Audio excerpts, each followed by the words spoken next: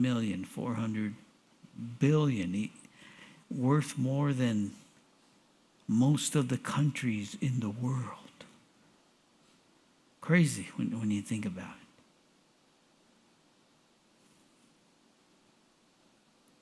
But being an heir of Almighty God, who, guess what? He owns everything.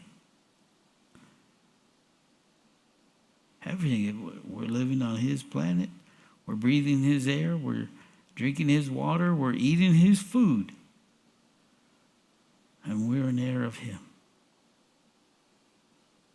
And so because we're an heir of the Father, the Son, remember, the Son has the same nature as the Father. The slave does not. The son has a father. The slave has what? A master.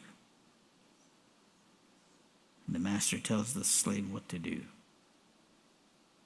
But the son has a father. The son, we obey out of love, while the slave obeys out of fear. Right? And that's why perfect love casts out fear. We obey out of love. Not out of fear. Why do we obey? Because we love Him.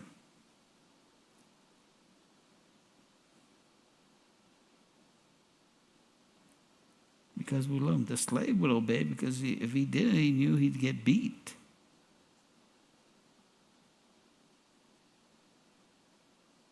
If you love me, you will keep my commandments. Right? We obey because we love Him.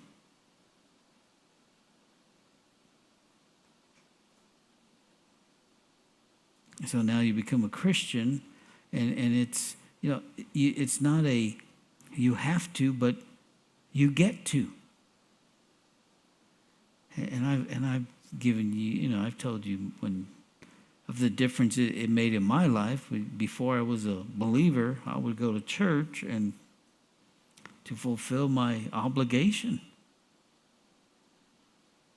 I mean, I go fulfill my obligation, but I would understand that's all I was going to do. So when I would go, I would park in a position to where I could leave the facility immediately.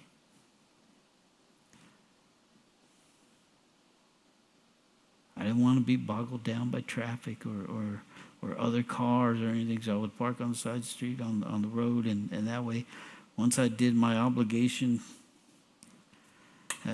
that's it. I'm gone. And as I mentioned before, whoever was the priest that invented Saturday night for Sunday, I dubbed that guy a genius.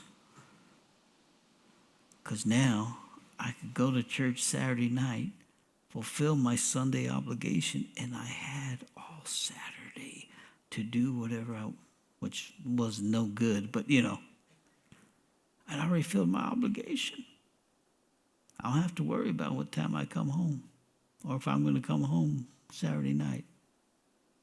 I already fulfilled my obligation. Give that guy a raise. But see, that's how the old man thought, right? I fulfilled my obligation. So now, and so being the first one out, then I get saved, and now I come to church, and I don't leave. I don't leave, and they have to tell me, okay, it's time to go, Joe.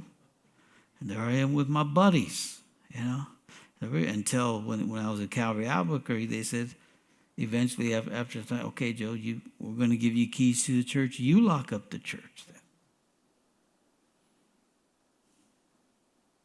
I wasn't on staff yet, but I was able to. See, it's not a have to, but I want to. Total different perspective, right? And so the son obeys out of love while the slave obeys out of fear. The son is rich, but the slave is what? Poor. He doesn't own, he's poor. Doesn't own anything. Now, I'm not necessarily talking about money per se, but certainly spiritually we are He has blessed us with every spiritual blessing